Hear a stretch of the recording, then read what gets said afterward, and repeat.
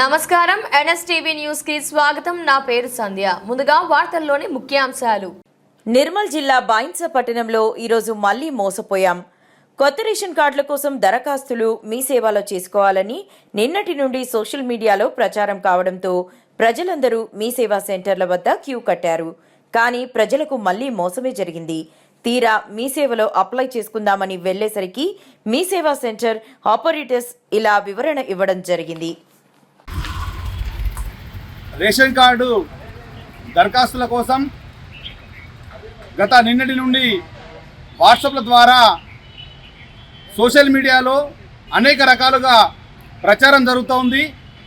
కొత్త రేషన్ కార్డుల కోసం అని చెప్పి మీ సేవా కేంద్రాలలో అప్లై చేసుకోవాలని చెప్పి సమాచారం రావడంతో ప్రతి పల్లెల్లో ఉన్నటువంటి పట్టణాల్లో ఉన్నటువంటి నిరుపేద కుటుంబాలన్నీ కూడా జిరాక్స్ సెంటర్లలో మీ సేవా సెంటర్లలో పూర్తి స్థాయిగా వాళ్ళందరూ కూడా మా రేషన్ కార్డులు అప్లై చేయాలని చెప్పి చెప్తున్నప్పుడు వారికి అందరికీ ఒక ఆందోళనకరమైనటువంటి విషయం తెలిసి వచ్చింది।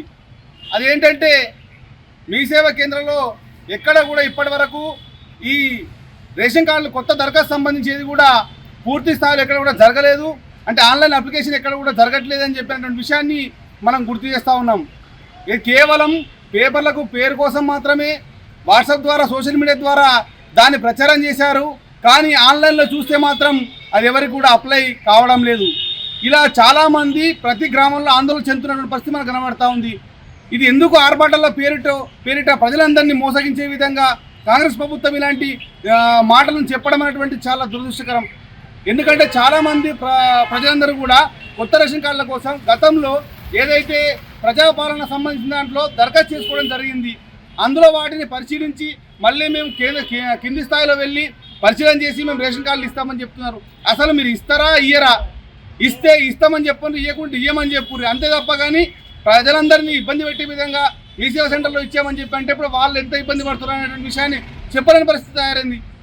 కాబట్టి రాష్ట్ర ప్రభుత్వం వెంటనే రేషన్ కార్డులకు సంబంధించి పూర్తి స్థాయిలో ఇవ్వాలని చెప్పి మేము జనసేన పార్టీగా డిమాండ్ చేస్తూ ఉన్నాం। లేని పక్షంలో ప్రభుత్వం మెడలు వంచే విధంగా పోరాటానికి సిద్ధంగా ఉన్నామని కూడా తెలియజేస్తూ ఉన్నాం।